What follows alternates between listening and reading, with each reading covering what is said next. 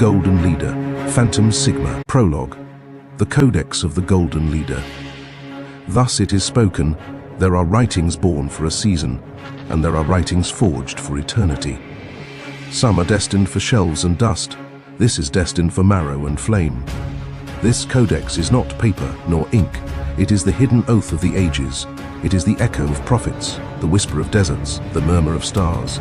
It is mirror and fire, seed and burden, silence and song. The world has forgotten the ancient law of leadership. It kneels to the loudest, crowns the swiftest, praises the hand that conquers. Palaces rise, only to sink in dust. Names thunder in triumph, then fade into silence. The Golden Leader does not ascend through applause. They are not raised by decree, nor enthroned by mortal will. They are summoned in fracture, tested in silence, revealed in exile. Their throne is not of wood nor gold, but of scars illumined by light. The Codex is not invention, it is remembrance. Its law was inscribed before kingdoms were born. It whispered through the desert winds to prophets who stood alone. It hid itself in the parables of the Christ, who bore no crown yet carried the worlds. Now the seal is broken, and the voice speaks again. You who hold these words know this. You are not reader, but initiate. Your presence here is not accident, nor coincidence. Your name was written in the margins of eternity before breath entered your lungs. The Codex has found you because the hour has ripened. You were not chosen by men. You were summoned by silence itself.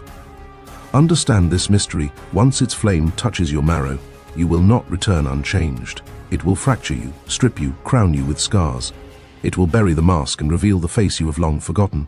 It will turn silence into capital, failure into scripture, exile into consecration. The world will ask you, where is your authority? And you will not shout, you will stand, and the storm itself will bend.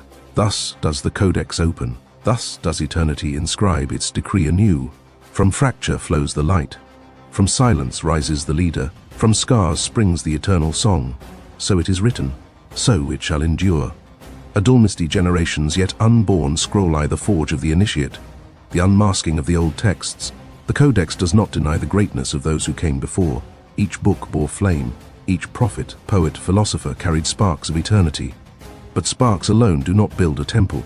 Fragments cannot crown a man. They opened doors, but none built the house entire. They sang truths, but none sealed them into law. Let us honor them and see where their light broke. The Bible thundered with cadence eternal. Its parables pierced, its psalms sang, its proverbs cut like steel. It was living word, fire in the bones of men. But its fire was chained. Men wrapped it in dogma, bent it into doctrine, crowned empires with it instead of souls. What was meant as crown became cage. The thunder remained, but behind walls. The Tao Te Ching whispered paradox. It spoke of water, emptiness, stillness. Its mist was eternal. But mist too fine slips through weak hands. For many it became poetry for scholars, meditation for the few. It floated like incense, but rarely struck like sword. Marcus Aurelius carried stoic steel. His meditations burned with private honesty, words of a ruler staring into abyss. They reflected but left others unreforged. Machiavelli unveiled shadow. He tore away illusion, showing the gears of power turning cold and iron. But he crowned fear, not sovereignty. His wisdom forged rulers of cunning, not leaders of crowns. Shadow without flame sharpens tyrants but not kings. The Kybalion uncovered hermetic laws. It named vibration, polarity, rhythm, correspondence. The Bhagavad Gita thundered on the battlefield. Its verses lingered as solace, yet lacked the edge to crown. Its words glowed, but their flame was too soft to forge. Some works were bound by chains, others by mist, some by privacy, others by shadow, some by culture, others by softness. None fused parable with decree, silence with fire, throne with scar. The Codex is fulfillment. The Codex arrives not to rival, but to fulfill, not to erase, but to gather, not to boast, but to remember. It takes the thunder of the Bible and frees it from dogma. Where men built cages, the Codex leaves only flame, law no priest can own, no empire can corrupt, guiding a leader through today's chaos. It takes the paradox of the Tao and gives it weight. Where mist drifted, the Codex strikes, silence as weapon, water as crown, stillness as command for the weary soul. It takes the discipline of Aurelius and seals it into decree. His reflections sharpened himself. The Codex brands them into law for every sovereign, offering resilience in solitude. It takes the steel of Machiavelli and purifies it of fear. His shadow sharpened tyrants. The Codex reforges it with sovereignty, teaching not only how to seize power, but how to lead with integrity. It takes the laws of the Kybalion and engraves them as scripture. Where it explained, the Codex demands vibration as tool, polarity as throne, rhythm as guide for the modern initiate. It takes the sacrifice of the Gita and frees it from war and nation. The Codex makes sacrifice universal. To lead is to bleed, to crown is to surrender, engraving Kurukshetra into every soul that must face its own battle.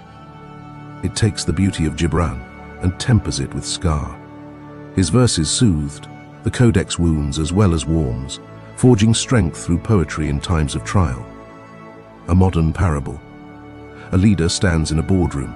His team trembles, his rivals circle, the storm of noise surrounds him. He could grasp at tactics like Machiavelli. He could whisper abstractions like the Tao. He could retreat into private notes like Aurelius. But the Codex teaches him pause, silence, scar, decree.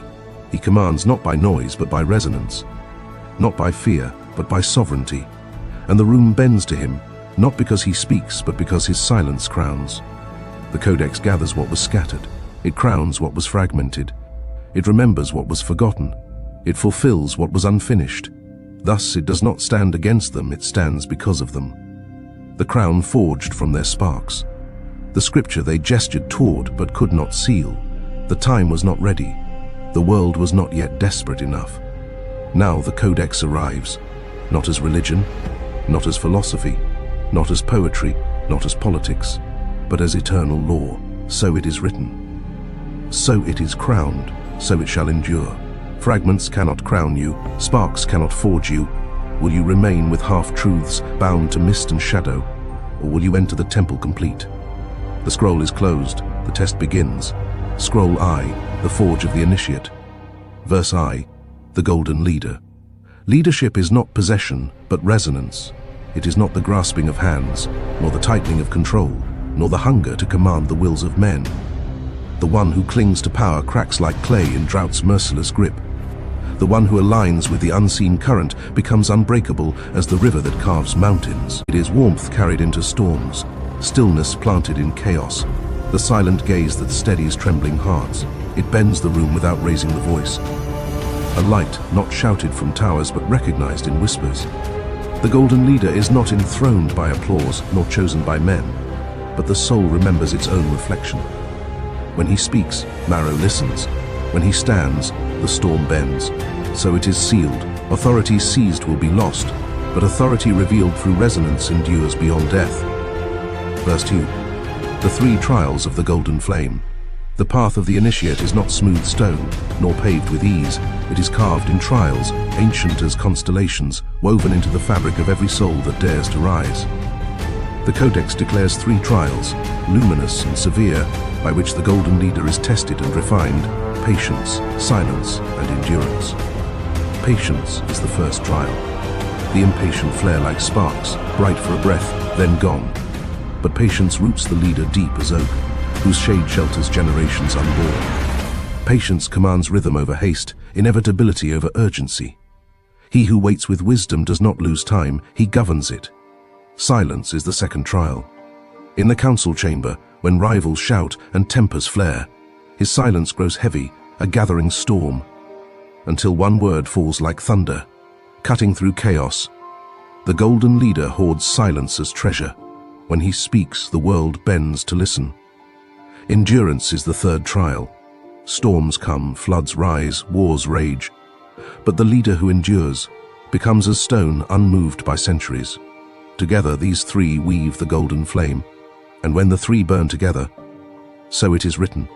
The golden flame is not conquest, but patience, silence, and endurance refined into crown. Verse 3. Embracing failure. Fracture births authority. Failure is not disgrace, but initiation. The crowd despises it, hides it, cloaks it in shame. The vessel cracks, collapses, breaks, able to carry living waters without breaking. So too is the golden leader formed. Each stumble whispers look closer, each collapse murmurs build deeper. Each rejection sings there is another way. Ordinary men see failure as chain. The initiate knows it is key. So it is carved, success polishes, but failure reforges. The scar is scripture, the fracture flame. Verse 4. The hidden capital of silence. Silence outweighs gold. Power is not born in speeches, but in the pause before the word, in the quiet where eternity breathes. A traveler once climbed a mountain seeking wisdom. Among the stones he found a lake. He bent to drink, but wind stirred the waters, and his reflection broke. So he waited. Hours passed, breath held, shadow still, until the air calmed and the waters mirrored truth. Only then did he see his face unbroken. So it is with the leader. Noise fractures vision. Only in stillness is truth revealed whole. So it is forged. Silence is treasure. Silence is throne. Silence is the blade that carves eternity. Verse V. The value of patience. Delay is command. The impatient flare like sparks, but patience burns as oak in fire, unhurried, rooted, unconsumed. A farmer held 2 seeds. One he crushed in his palm, demanding fruit at once. It turned to dust. The other he placed in the soil, yet roots unfolded unseen. At last a tree rose whose fruit fed generations. Patience is not idleness but mastery of time. So it is written, impatience builds empires of straw, but patience lays foundations of stone. Verse 6. The leader's purification process. Fire burns masks and ego. No vessel can carry sacred oil if it is cracked. No flame endure if the wick is choked. So must the leader be purified, for power without purification curdles into corruption. A jagged stone resists the river, blocking the flow. But the current runs day after day, year after year, until the stone is smoothed, fit for destiny's hand. So too the leader, trial after trial, smoothed into true form. Purification is not punishment, but preparation. The fire strips the false self until only the incorruptible remains. So it is decreed, the one who survives the fire becomes the fire, the one who survives the river becomes the river. Verse 7. The invisible contract. Authority rests on inner law. Every true leader enters covenant not signed with quill, nor sealed with wax, but carved into the soul and witnessed by stars. A young initiate prayed for armies and crowns. One night a scroll appeared upon his bed, blank of words. He wept, "Where are my titles?" A voice replied, "Your deeds will scribe the lines. Your scars will seal the pact. True authority is not granted, but paid for in blood, silence, and loss. So it is bound. The invisible contract is signed in scars, sealed in silence, witnessed by eternity." Verse 8. Baptism by fire. Ordeal is the seal of authenticity. The fire arrives unbidden, stripping wealth, title, and reputation, leaving only essence. A potter shaped a vessel, painted with gold. The vessel cried, "I am ready for kings." The potter placed it in the furnace. It screamed, "Why must I suffer?" The potter answered, "Without fire, your beauty is fragile. With fire, you become eternal." So it is with the golden leader. The baptism by fire unmasks illusion, crowns endurance, and forges the soul into unbreakable light. So it is carved. He who endures the fire emerges luminous, a living torch, sanctuary, and sword. Verse 9. The foundation of experience. Depth is greater than knowledge. Crowns may be inherited, titles bestowed, riches stolen, but experience cannot be borrowed. A builder raised a bridge, beautiful in plan, but when the floods came, it fell. Exiled, he learned the weight of stone, the patience of mortar. Scarred, he returned and built again. This time the bridge stood, so the leader's scars become his blueprint. Experience is the bridge that carries others across. So it is sealed. Leadership without experience is a tower without stone, with it a fortress that defies time. Verse X, the parable of the stone. A wanderer mocked a stone, cast it into the river, thinking it nothing. But when floods came, he clung to that same stone and lived. The stone speaks 3 tongues: weight, to bear burdens unyielding; patience, to endure seasons unmoved; witness, to stand through generations. The golden leader is not jewel that dazzles, but stone that anchors. So it is etched. Glitter fades, but the stone endures. The smallest act of endurance outlasts the grandest show of power. Verse 11. The authority of the mark of the eternal crown, not robes, nor titles, nor gold, but wounds endured and transfigured. a general returned from battle without army or sword. The people gasped, not at his loss, but at his scars' silent testimony. They bowed, for no counterfeit crown could rival them. So it is with the Golden Leader. The scar is his crown, silence his scepter, endurance his throne. So it is inscribed, thrones crumble, banners fade, but scars endure as crown eternal. Verse 12. The mark of the initiate, scars as the true insignia. It is a wound that healed into oath. It appears at the point you refuse to quit, where comfort broke and will did not. No priest bestows it, no court records it, ordeal places it, silence keeps it. At midnight the initiate stands alone. He lays down names, titles, masks, everything borrowed. He speaks one vow without sound, I will carry weight. Impostors paint symbols on their skin. Rain removes them, fire exposes them. But the true mark survives both rain and fire and grows brighter in exile. Craftsman's palm hardens where the hammer bites. That callus feeds families. That is a mark. A captain's rope scars the waist that held his men above the abyss. The mark is proof of price paid and receipt kept. It does not ask for applause, it alters presence. Those with eyes to see will recognize it before you speak. Understand the law. A mark once taken must be renewed. Every hard choice either darkens it with truth or fades it with cowardice. Betray your vow and the mark grows cold. Keep it, and your authority deepens without a word. The initiate is not authorized, he is authenticated, not by signatures, but by scars that witness.